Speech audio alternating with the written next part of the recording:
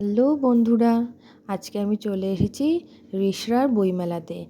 এখানে একদম স্টেশনের সামনেই দেখতে পাবে। আর প্রথমে কিন্তু ঢুকতে গেলে ৫ টাকা দিয়ে টিকিট কেটে ঢুকতে হবে। এই হচ্ছে মেন গেট।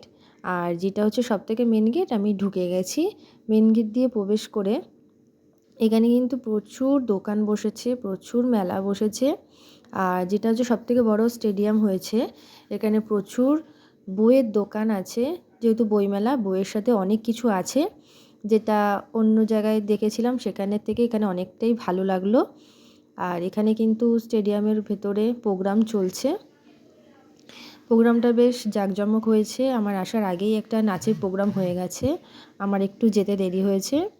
তো এরপরেই আবার গানের রাউন্ড চলবে। এখানে কিন্তু অনেক দর্শক কিন্তু এসে বসে গেছে। আর অনেকে কিন্তু এখন কেনাকাটা করতে ব্যস্ত। আর মেলায় কেনার থেকে ঘুরতে ভীষণ ভালো লাগে, যে কী কী দোকান বসেছে। তো আগের বারে যা যা দোকান বসেছিল ঠিক সেমই দোকান এইবারও বসেছে। আর এখানে কিন্তু প্রাইসগুলো তোমরা দেখতেই পাচ্ছ, কুর্তি, শাড়ি, শীতের জিনিস, বাচ্চাদের খেলনা, জামা, সব কিছু এখানে পাওয়া যাবে। যার যেটা ভালো লাগছে তারা কেনাকাটি করছে। যদি আসতে চাও তো তাড়াতাড়ি চলে আসো এখানে। এখানে খুব ভালো লাগবে। রিষড়ার বইমেলা, প্রচুর দোকান আছে। আর আমার ভিডিওটা যদি তোমাদের ভালো লাগে অবশ্যই কিন্তু আমাকে লাইক, কমেন্ট, শেয়ার ও বেশি বেশি করে ফলো করবে। কমেন্ট করতে কিন্তু একদম ভুলবে না। তোমাদেরকে মেলাটা ঘুরিয়ে দেখাবো। এখানে কিন্তু ১০০টার ওপরে দোকান বসে। আমি শেষ পর্যন্ত তোমাদেরকে দেখাবো আমরা কি কি মজা করেছি বা কি কি আছে এখানে। জুতো স্টল, জুতোর দামও প্রচুর কম এখানে। কিছু জিনিসের দাম বেশি, কিছু জিনিসের দাম খুব কম। এবার চলে এলাম যেখানে দোলনা, খেলনা এগুলো আছে। তো ছেলে কিন্তু প্রথমেই মিকি মাউসটা দেখে নিয়েছে, বলছে আমি লাফাবো। আমি জানি ও যদি একবার ওঠে, একবার যদি উঠতে পারে, আর ওকে আমি নামাতে পারবো না। এর আগেও এরকম হয়েছে, ওর বাবা ওকে নামাতে পারেনি। প্রায় আধা ঘন্টা টাইম লেগে গেছে। আর এই যে নাগরদোলা দেখলে আমার ভীষণ ভয় লাগে। এই নিয়ে আমি ভিডিও এমনিতেই বানিয়েছি। আমি চাই না যে এগুলোতে উঠে মানুষের কোনো বিপদ হোক, একটুখানি সুখের জন্য, যে এত বড় বিপদ ঘটতে পারে এটা তোমরা এমনিই দেখেছো। আর দেখো, খুব বেশি মানুষ কিন্তু এসব চড়ছেও না। আমার ছেলে কিন্তু জেদ করেছিল, কিন্তু আমি বললাম না, তোমাকে এখন চড়তে হবে না। আমি ওকে চড়ানোর থেকে বেশি খাওয়ানোটা বেশি পছন্দ করি, যে দু একটা কিছু খাও, কিন্তু এসব আমি বাজে জিনিস ওকে দিই না, চড়তেও দিই না। টিভিতে দেখতো যে চোখগুলো খাওয়া যায়, এটা স্পঞ্জের মতো। আমি প্রথমবার এখানে ওকে দিলাম, এটা খেয়ে আর এটা পেয়ে ভীষণ খুশি হয়েছে।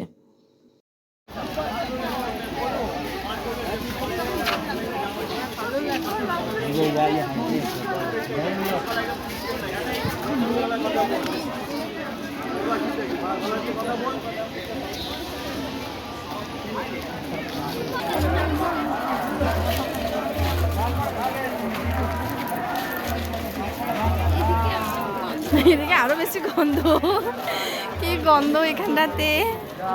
এখানে গরুর খাটাল, মহিষের খাটাল, আর যত নোংরা এখানে ফেলে, তাই ভীষণ বড় গন্ধ লাগছে, দাঁড়ানো যাচ্ছে না। আর আজকে প্রচণ্ড ফাঁকা ফাঁকা, আর কেউ সব নাক চাপা দিচ্ছে। মা বলছে মাস্ক পেলে ভালো হতো। আর এই দিকটা কেউ আসছে না, সব চলে যাচ্ছে সামনের দিকে। আর এই হচ্ছে শেষ গেট, এখান থেকেই একদম জিটি রোডে উঠবে।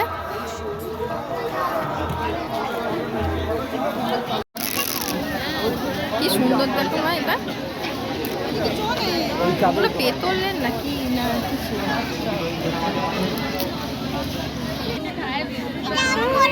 লাগছে। কি ভারী না মা, সুন্দর। জুতোটা দেখি, ও রাখো, এটা সুন্দর জুতোগুলো। পাওয়া যাবে না এইটার পাশে, দারুণ জিনিস কিন্তু কলটা।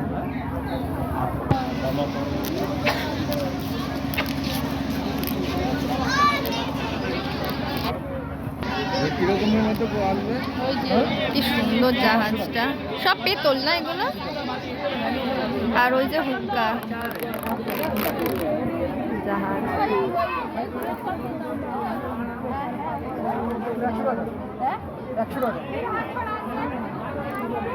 নেবে মা লাফিং বুদ্ধ নিতে পারো।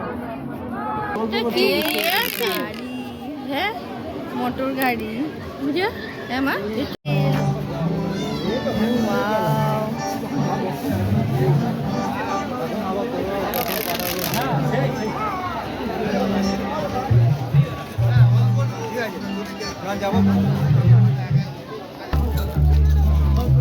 বাছো মা বাছো মা বাছো কোনটা নেবে বাছো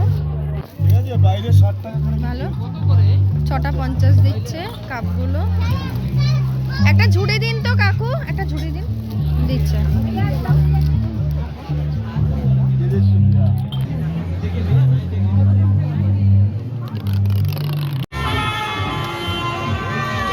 না ওটা যাব না ওটা ভালো না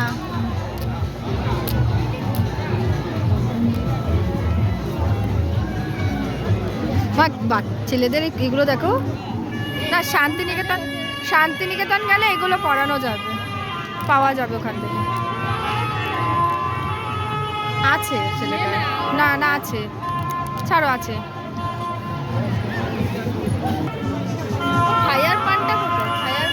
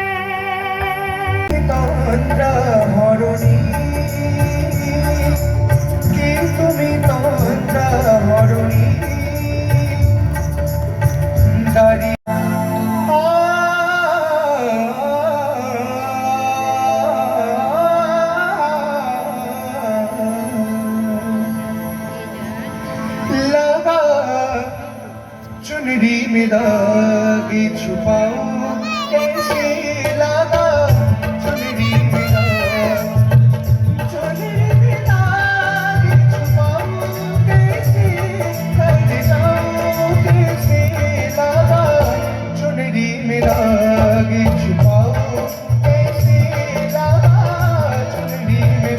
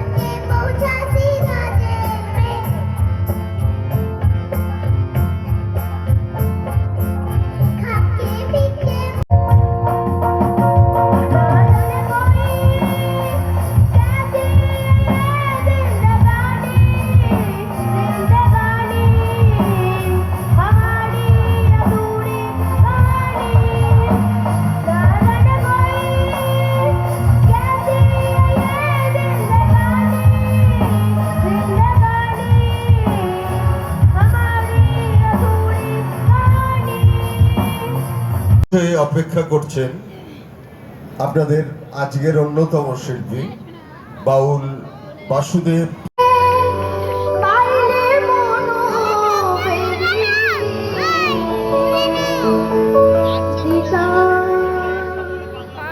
পাখি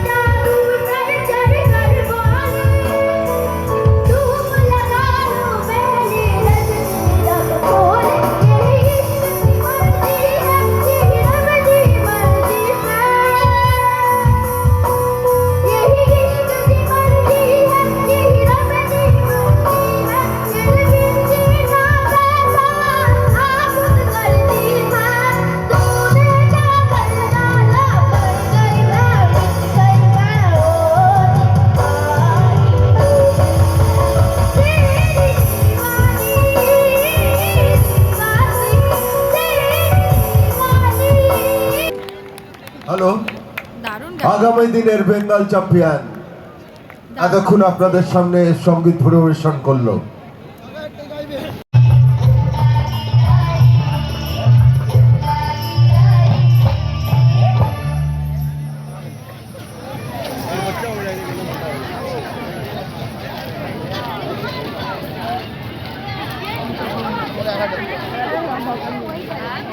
চলেছে পরবর্তী শিল্পী সোহন বিশ্বাস।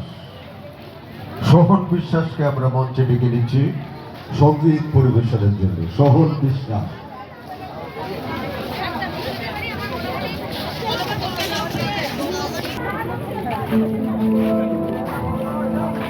যত রাত বাড়ছে 9টার পর থেকেই কিন্তু প্রচুর ভিড় হয়ে যাচ্ছে। আর এবার ছেলেটার খিদে পেয়েছে, তাই ওকে আমি একটা ডোনার কিনে দিয়েছি।